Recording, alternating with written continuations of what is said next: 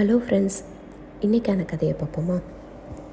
ஒரு நாள் ஒரு இளைஞன் என்ன பண்ணுறான்னா, வேலை தேடி எல்லா இடமும் ஏறி இறங்குறான். அப்படி இருக்கும்போது ஒரு நாள் ஒரு பேங்க்கில் ஃபார்ம் ஃபில் பண்ணி கொடுக்குற வேலை, அந்த வேலை காலியாக இருக்குன்னு சொல்கிறாங்க. போய் பார்க்குறான். அங்கே டீட்டெயில்ஸ் வாங்குறதுக்கு இருந்தவங்க இவனோட பேர், அட்ரஸ் எல்லாம் கேட்டுட்டு இவன்கிட்ட உன்னோட இமெயில் ஐடி சொல்லு அப்படின்னு கேட்குறாங்க. இவன் சொல்கிறான், இமெயில் ஐடியா அதெல்லாம் என்கிட்ட கிடையாது அப்படின்னு. அதெல்லாம் இல்லைன்னா உனக்கு வேலை கிடைக்காதுப்பா இங்கே அப்படின்னு சொல்கிறான். உடனே அவனும் ரொம்ப சோர்வாக அங்கே விட்டும் கிளம்பி போயிடுறான். நாட்கள் ஓடுது. வேலை தேடி தேடி பார்த்த அந்த இளைஞன் சோர்ந்து போயிட்டான். உடனே அவனுக்கு ஒரு எண்ணம் தோன்றுது.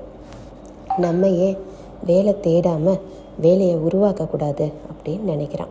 உடனே பக்கத்தில் இருக்க மார்க்கெட்டில் போய் சின்னதாக வெங்காய மண்டி ஒன்று ஆரம்பிக்கிறான்.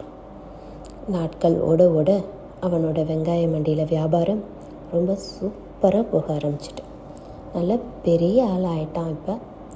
ஸோ அவனோட பணத்தை சேமித்து வைக்கிறதுக்காக பேங்க்கில் ஒரு அக்கௌண்ட் ஓப்பன் பண்ணணும்னு சொல்லிட்டு பேங்க்குக்கு போகிறான்.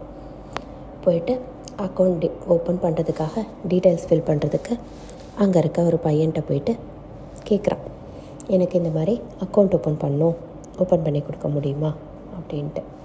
அவன் இவரை பார்த்தோன்னே தெரிஞ்சுக்கிட்டான். வாங்க சார், எனக்கு தெரியுமே உங்களை, நீங்கள் அந்த மார்க்கெட்டில் வெங்காய மண்டி வச்சுருக்கவங்க தானே, உங்களுக்கு 4-5 கடை இருக்குல்ல அந்த மார்க்கெட்டில் அப்படின்னு. ஆமாம் தம்பி அப்படின்னு. சரி சார், இப்போ நீங்கள் எவ்வளோ டெபாசிட் பண்ணணும் அப்படின்னு கேட்குறேன். அதுக்கு அவர் சொல்கிறாரு, என்ன ஒரு சில கோடிகள் மட்டும் டெபாசிட் பண்ணணும் அப்படின்னு.